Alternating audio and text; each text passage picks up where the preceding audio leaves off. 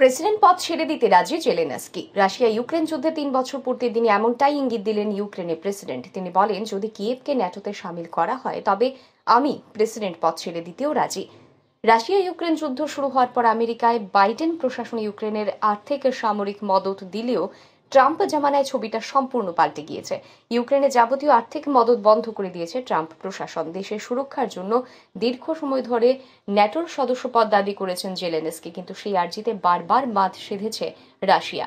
Russia ইউক্রেনে যুদ্ধ থামাতে মধ্যস্থতা করতে রাজি প্রেসিডেন্ট ডোনাল্ড ট্রাম্প। এদিকে জেলেনস্কিও বলছেন তিনি ট্রাম্পের সঙ্গে দেখা করতে চান। দাবি করেছেন রাশিয়ার প্রেসিডেন্টের সঙ্গে ট্রাম্পের সাক্ষাতের আগেই তিনি দেখা করতে চান। যুদ্ধ থামানোর চুক্তিতেও ন্যাটোর সদস্যপদ দাবি করছেন তিনি।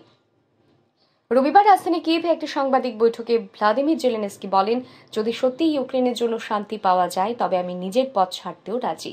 ন্যাটোর সদস্য করলে প্রয়োজনে আমি অবিলম্বে প্রেসিডেন্ট পদ ছেড়ে দেব। গত সপ্তাহে মার্কিন ও রাশিয়ান আধিকারিকরা সাক্ষাৎ ও উচ্চ পর্যায়ের বৈঠক করে। তারপর থেকেই রেগে লাল ইউক্রেন ও ইউরোপের অন্যান্য দেশ। চুপ থাকেননি ট্রাম্পও। সম্প্রতি তিনি জেলেনস্কিকে স্বৈরাচারী বলেন, অভিযোগ করেন যে রাশিয়া নয় ইউক্রেনই যুদ্ধ শুরু করেছিল। এবার জেলেনস্কিকে সরাতে ট্রাম্প ন্যাটোর সদস্য পদ দেয় কিনা তাই দেখার। ব্যুরো রিপোর্ট, আর ই নিউজ।